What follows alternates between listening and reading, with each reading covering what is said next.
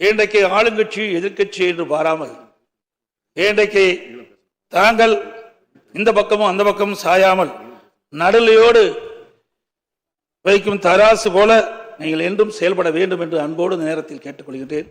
எந்த அளவுக்கு எதிர்க்கட்சிகளுக்கு பேசுவதற்கு வாய்ப்பு கொடுக்கின்றீர்களோ அந்த அளவுக்கு உங்களுடைய அரசு சிறப்பாக செயல்படும். ஏனென்றால் மக்களுடைய பிரச்சனையை எடுத்து வைப்பது எதிர்க்கட்சியினுடைய கடமை.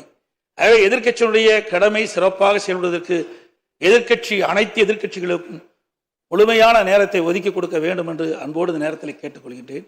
நீங்கள் ஏற்கனவே அனைத்து இந்திய அண்ணா திராவிட முன்னேற்ற கழகம் பொன்மனச்சம்மல் புரட்சித் தலைவர் எம்ஜிஆருடைய ஆட்சி காலத்திலே நீங்கள் சட்டமன்ற உறுப்பினராக இருந்து பணியாற்றியவர்கள். மாண்புமிகு அம்மாவுடைய காலத்திலும் சட்டமன்ற பணியாற்றியவர்கள். சட்டமன்ற பேர விதிகள் முழுமையும் நன்றாக தெரிந்தவர்கள்.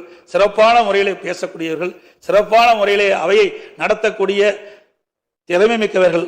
ஆகவே அப்படிப்பட்ட ஒரு அற்புதமான ஒரு நிகழ்த்தக்கூடியவர்களுக்கு ஒரு நல்ல வாய்ப்பை நீங்கள் பெற்றிருக்கிறீர்கள். இந்த புனிதமான ஆசனத்திலே அமர்ந்திருக்கின்றவர்கள் எங்களுக்கும் அனைத்து இந்திய அண்ணா திராவிட முன்னேற்ற கழகம் மட்டுமல்ல அனைத்து எதிர்க்கட்சிகளுக்கும் போதுமான நேரத்தை ஒதுக்கி கொடுத்து மக்களுடைய பிரச்சனையை அரசுடைய கவனத்துக்கு எடுத்து செல்வதற்கு நீங்கள் நல்ல வாய்ப்பை தர வேண்டும் என்று இந்த நேரத்தில் தெரிவித்து, மாண்புமிகு முதலமைச்சராக பொறுப்பேற்றுள்ள மாண்புமிகு முதலமைச்சர் அவர்களுக்கும் எனக்கு இதயபூர்வமான நல்வாழ்த்துக்களை இந்த நேரத்தில் தெரிவித்துக் கொள்கின்றேன். அதேபோல எதிர்க்கட்சி தலைவராக பொறுப்பேற்றுக்கிடும் தங்களுக்கும் மாண்புமிகு அமைச்சர் பெருமக்களுக்கும் இங்கே வெற்றி பெற்று தேர்ந்தெடுக்கப்பட்டிருக்கிற அனைத்து சட்டமன்ற உறுப்பினர்களும் எனது மனமார்ந்த நன்றி தெரிவித்து விடைபெறுகின்றேன். நன்றி, வணக்கம்.